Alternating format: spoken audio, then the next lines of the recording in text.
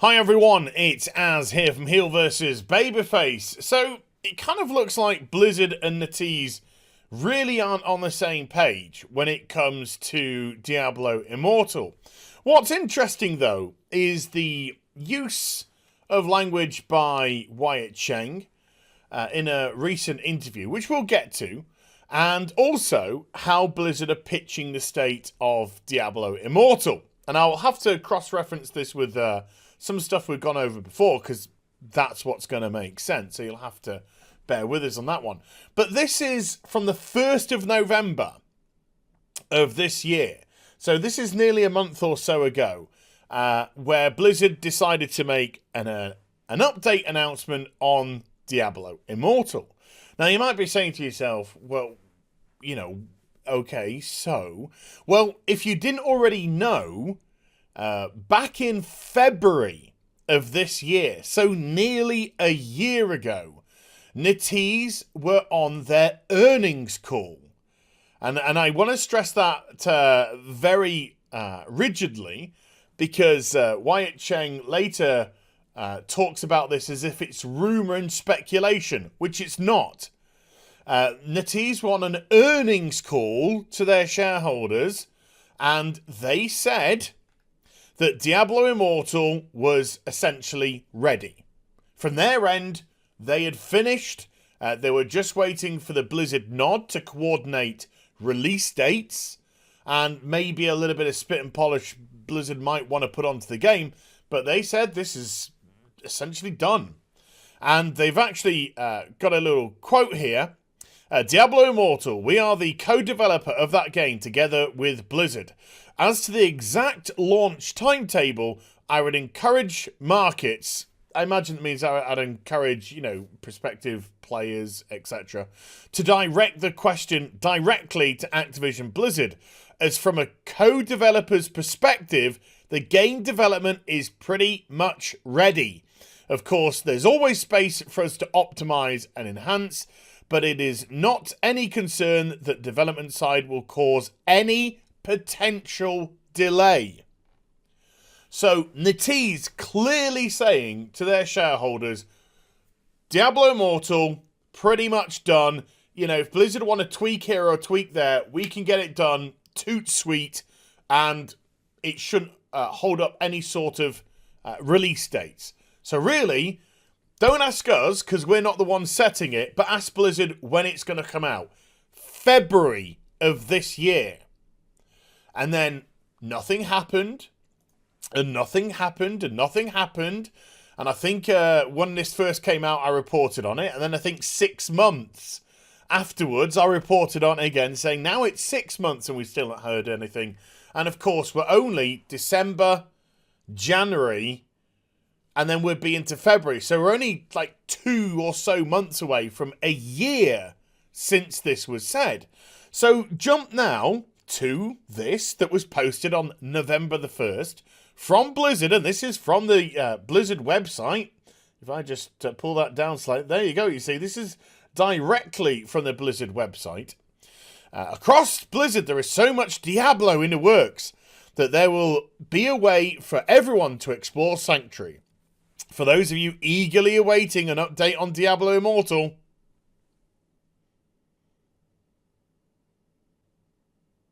well, not really. The team has been hard at work on the game, honing our plan and vision, solidifying our goals, tightening mechanics and game systems, and laying the groundwork for what a Blizzard mobile MMO ARPG needs to flourish. Let's review the basics before we look at the future, what the future holds for this new adventure. So it just goes into what is Diablo Immortal. It's a way for Blizzard to get into China with mobile marketing and make shit tons of money off microtransactions. We'll get back to that later as well. What makes Diablo Immortal different? Nothing really.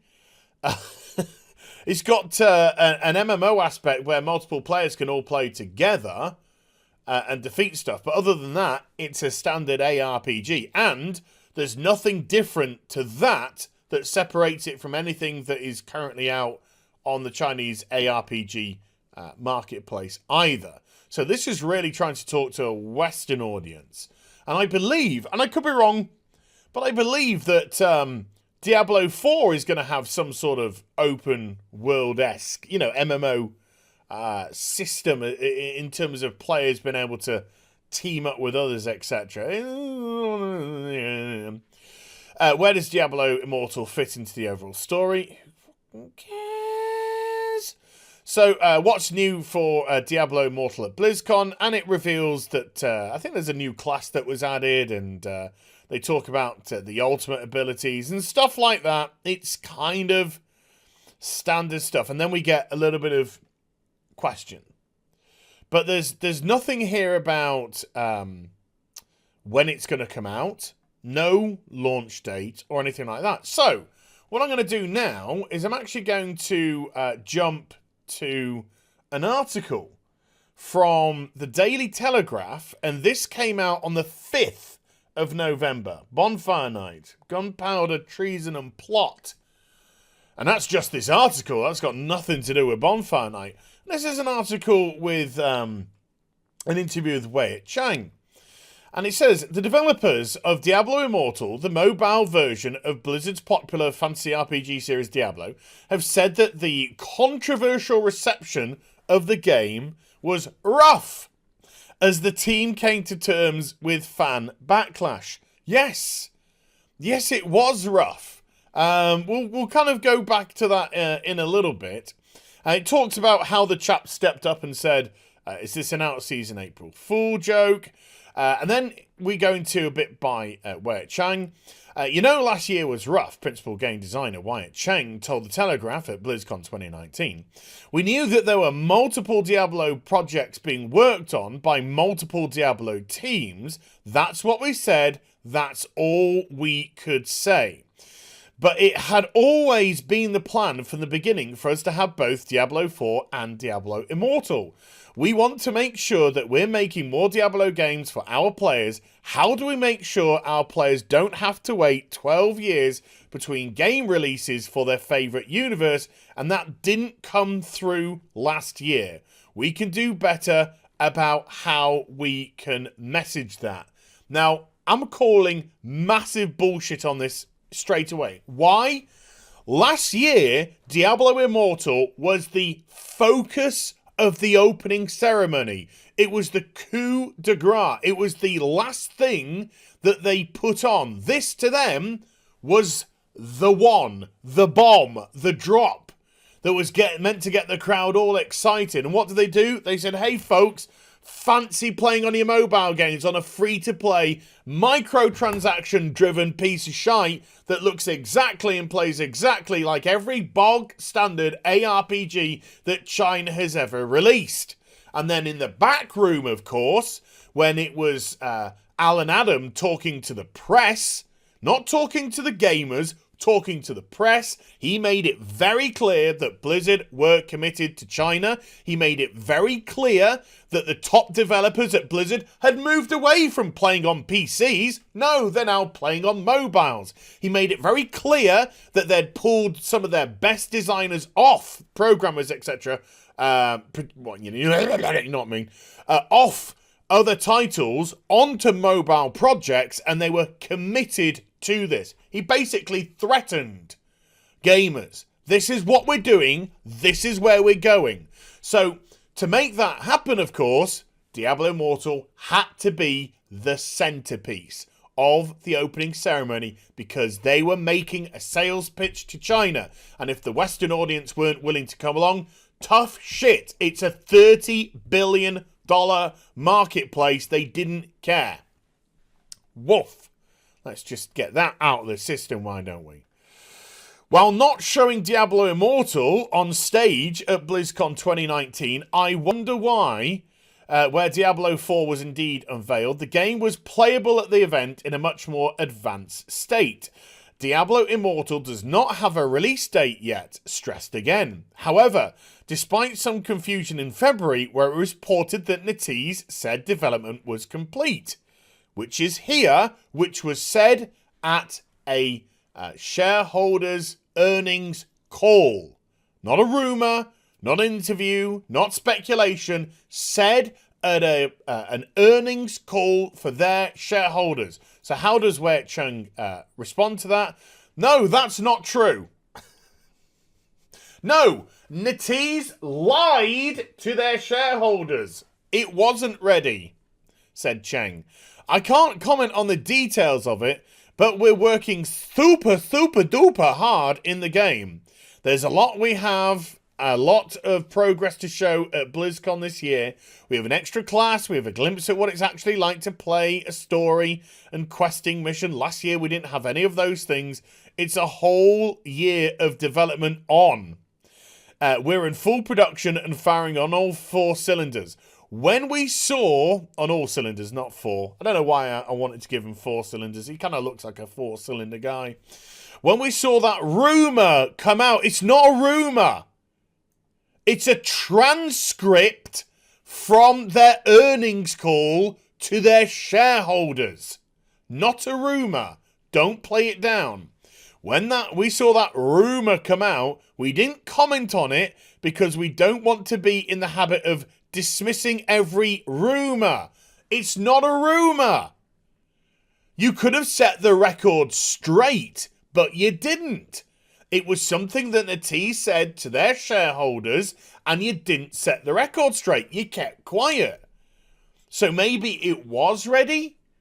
Maybe it was ready from that standpoint. Maybe you wanted to put your spit and polish on. But the fact that you chose not to say anything, not to address that, led to questions. Led to people asking, well, where is it? And NETEASE is saying it's ready. You could have easily addressed that. You could have come out with just a statement saying, although, production from the NETEASE side may be ready, from our side it's not. We still have work that we want to do on the game. And therefore we haven't given this a release date. Nothing came out at all. Doesn't quite look like NETEASE and Blizzard are on the same page, which is very interesting, of course, because this goes very much along with the recent debacle with Blitzchung, where Blitzchung received that ridiculous 1-year ban and had his earnings taken away from him for Hearthstone tournaments because he dared speak out of pro-democracy for Hong Kong. Of course, it was later he was given his prize money back and the ban was reduced to 6 months, which is still stupid. But it looked like that reaction and the tweet that came out from the NETEASE side of Blizzard, which said, we will do everything to protect the honour of China. Didn't look like Blizzard from the West and NETEASE were on the same page then either. Looked like they're a bit of a law unto themselves, as if they could behave the way they wanted in China, because, of course, to do business in China, you have to go through a Chinese company if you're a Western company. It's the only way that you can get in. So it looks like NETEASE have a lot more autonomy about how they choose to communicate or necessarily do business there as well. So when NETEASE say to their shareholders, it's ready, I think it very much needs you to come out and speak about whether or not the product is ready, not ready, what state it's in, so people don't get confused. But, it's now a rumour. Because revisionist history, I suppose. NETEASE is an expert at many things it does, says Cheng. They have a great technology stack. I think combining the strengths of the two companies is making the game better. You can't even fucking communicate with each other. You can't even communicate with each other. But let's get on to another final talking point, which I said we'll get on to, which is the microtransactions and monetization aspect of the game. Another question oft asked of Diablo Immortal is how the game will charge its players. Many are expecting it to be a free-to-play mobile game with microtransactions. 99.9% positive that it will be. As Diablo Immortal is likely to be heavily targeted at the $30 billion Chinese gaming market, where such a pricing model is dominant. But with a handful of other structures on the table, Blizzard is not ready to tip its hand. Okay, well, we'll get to that in a moment as well. We are focused on making sure the game is fun, and that's the number one priority. Bullshit. Bullshit. You were pictured, let me just get rid of myself. You were pictured here, Wyatt, during what could only be described most likely as earlier stages of development, considering you've already said that the game has been in development again for the last year. It's a mobile game. It's working off a NETEASE structure, even though you've said it's being built from the ground up, which is really weird, because all the animations and everything look identical to other NETEASE games which have come out. But let's just skirt over that bollocks as well. You're seen here at a meeting with NETEASE taken at some point in time during development before BlizzCon of 2018, where you're being shown here how to monetize the game with microtransactions. And if you're so removed from finishing the game, and if it's so still in development, why are you discussing this? I thought you just said your first priority was making sure that it's fun. Absolute crock of fucking bollocks. These people cannot tell the truth to save their lives. We get asked a lot about microtransactions. I know it's a question that's top of mind for a lot of people, but we don't know. We're working on it. Horse shit. Over a fucking year ago, you are pictured discussing the microtransaction aspect of the game. Now, you can say, well, that was an option. Bollocks. Bollocks. Really? You really honestly think people are going to buy that shit? Blizzard have shown nothing in the last 12 months but greed and contempt and all this for their audience about how to just grab as much money as possible, how they swindled people with the toy system for the tournaments at BlizzCon, which haven't received a single penny of funding from Blizzard. All of it has come from the profits that were made from the sales of the toys. Heroes of the Storm make some money at esports, but not all the money. So fuck them. Heroes of the Storm gets cast to one side.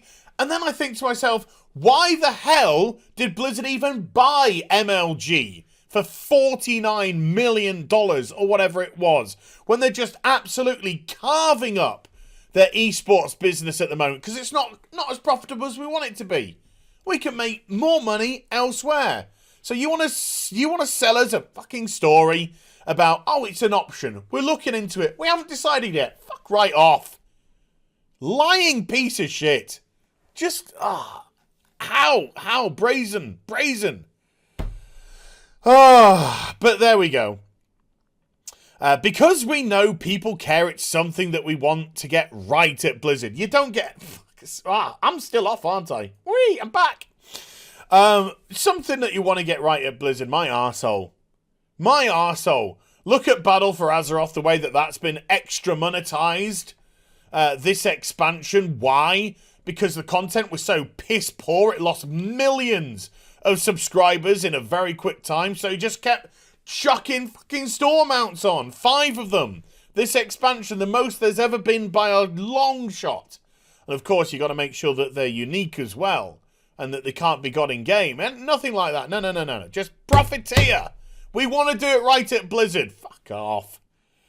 You have to design the game first and then decide how the business model works. Bullshit. You're pictured right here during development. Early development by the looks of it, because we don't know exactly when this was taken. My lordy. Just lies. We don't design a business model first. That'd be backwards, but you did it. That bullshit said, we are further along in development and we have some ideas that we're definitely exploring, and we're looking forward to sharing more information closer to alpha. I bet you are. I bet you can't bloody wait to share that stuff with us.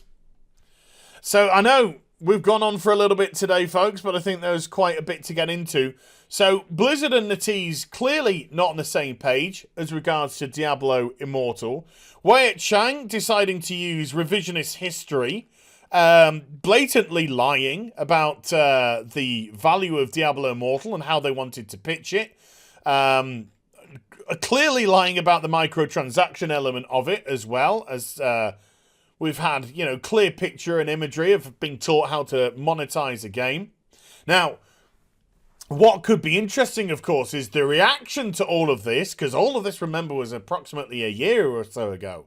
So the reaction of all of this might have caused Blizzard to step back. I doubt it. I doubt it. I just think that the $30 billion Chinese mobile marketplace that Alan Adam made perfectly sure that they were committed to is going to make this be a free-to-play, heavily microtransactioned, do this, do that, upgrade this, buy a crystal for this, shove this crystal up your fucking ass for a power-up game. Almost willing to bet the farm on it. So there we go. Another road bump between these two companies that are either communicating perfectly well behind the scenes, but obviously because Blizzard have got to constantly lie because they can't tell the truth, it comes across as a rocky relationship on the surface for us looking in. But maybe they're just all on the same page, full stop. Yeah, you give the shareholders at China a bit of a nod, you know, that they've got something coming, some sort of money generation coming, keep them placated, keep them happy. We're going to continue to work on it from our end. Whatever, just wouldn't put anything past Blizzard right now. So there we go. Hope you enjoyed the vid. If you did, do give it a thumbs up. And also subscribe to the channel. Follow me on social media and Twitch for live streaming. Links thrown in the description box down below. And I'll be back with some more stuff very soon. You take care. Bye for now.